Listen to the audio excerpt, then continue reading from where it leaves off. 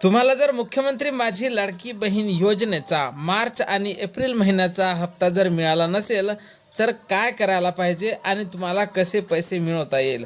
त्याचसोबत तुम्हाला जर मार्च आणि एप्रिलचा हप्ता मिळाला असेल तर तुम्हाला समोरचे हप्ते चालू ठेवण्यासाठी काय करावे लागेल, किंवा ज्या महिला उर्वरित आहेत म्हणजेच काही महिला जर अजून शिल्लक असेल तर अशा महिलांना वितरण होईल काय।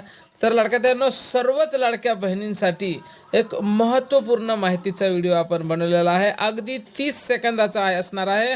त्यात तुम्हाला सर्व माहिती पाहायला मिळणार आहे। त्यामुळे तुम्ही जर नवीन असाल तर नक्कीच आपल्या व्हिडिओला लाईक करून चॅनलला सबस्क्राइब करा। नमस्कार, मी भाऊसाहेब घोडे स्वागत करतो तुमचं लाडकी बहीण योजनेच्या एका नवीन व्हिडिओमध्ये। तर लाडक्या बहिणींनो, वितरण आता जवळपास पूर्णत्वास आलेलं आहे। आज संध्याकाळपर्यंत सुद्धा उरलेल्या महिलांना म्हणजेच ज्या महिला शिल्लक राहिलेल्या होत्या तर त्या महिलांना आज वितरण झालेलं नाही। आता याचा अर्थ असा होतो की वितरण आता जवळपास संपल्यात जमा आहे। तर तुम्हाला जर पैसे मिळाले नसेल तर काय करायला पाहिजे, तर सर्वप्रथम तर लाडक्या बहिणींनो, तुम्ही KYC दुरुस्ती केली नसेल तर तुम्ही अपात्र होणार आहात। त्याचसोबत KYC दुरुस्ती जरी केली असेल पण तुम्ही जर निकषात बसत नसाल तर निश्चितच तुम्हाला आता अपात्र करण्यात आलेला आहे।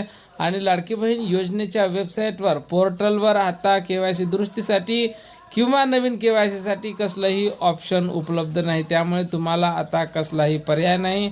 महिला व बालकल्याण विभागात जाऊन सुद्धा तुमचा कुठलाही प्रश्न तिथे सोडवल्या जाणार नाही, कारण KYC दुरुस्तीची संधी ही 30 एप्रिलपर्यंत होती। त्यामुळे आता तुमची ती संधी सुद्धा गेलेली आहे। त्यामुळे तुम्ही आता फक्त शांत बसून राहणे हाच एक उपाय आहे आणि त्यावर काही तोडगा निघते काय हे सुद्धा पाहण्यासारखं असणार आहे।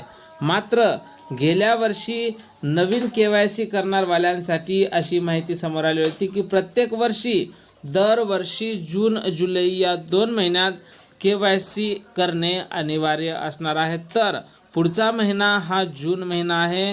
त्यामुळे या जून महिन्यात तुम्हाला सुद्धा KYC करण्याची एक संधी मिळते काय हे सुद्धा पाहण्यासारखं असणार आहे। आणि या संदर्भात आम्ही सुद्धा वरिष्ठांकडून माहिती घेतच आहोत। तर शक्यतोवर लाडक्या बहिणींना KYC करण्यासाठी जून महिन्यात एक संधी मिळू शकते।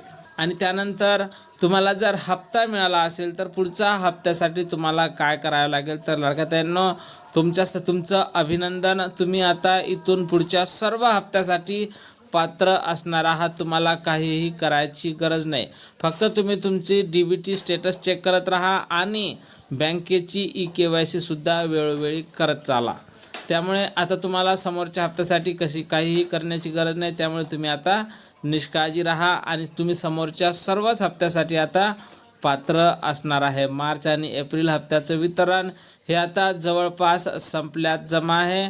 ज्या लाडक्या बहिणींना हप्ता मिळाला नाही त्या लाडक्या बहिणींसाठी सध्या कसलंही ऑप्शन नाही। नवीन KYC करण्याची संधी ही जून महिन्यात मिळू शकते। आणि ज्या महिलांना हप्ता मिळाला असेल अशा महिलांचं खूप खूप अभिनंदन, कारण आता त्या समोरच्या हप्त्यासाठी पात्र असणार आहेत। आणि समोरच्या मे महिन्याच्या हप्त्याच्या वितरणासंदर्भात सुद्धा आम्ही आता वेळोवेळी वरिष्ठांकडून माहिती घेतच आहोत।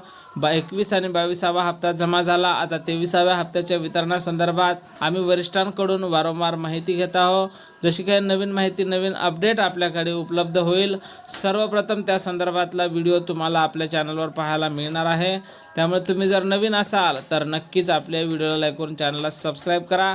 आणि तुम्हाला मार्च आणि एप्रिलचा हप्ता हा एकत्रितपणे आला आहे काय, मला नक्कीच कमेंट बॉक्समध्ये कमेंट करून सांगायचं आहे। त्याचसोबत तुमचं नाव, गाव आणि जिल्हा टाकायला बिलकुल विसरायचं नाही। भेटूया पुढच्या एका नवीन व्हिडिओमध्ये महत्त्वपूर्ण माहितीसोबत। जय महाराष्ट्र।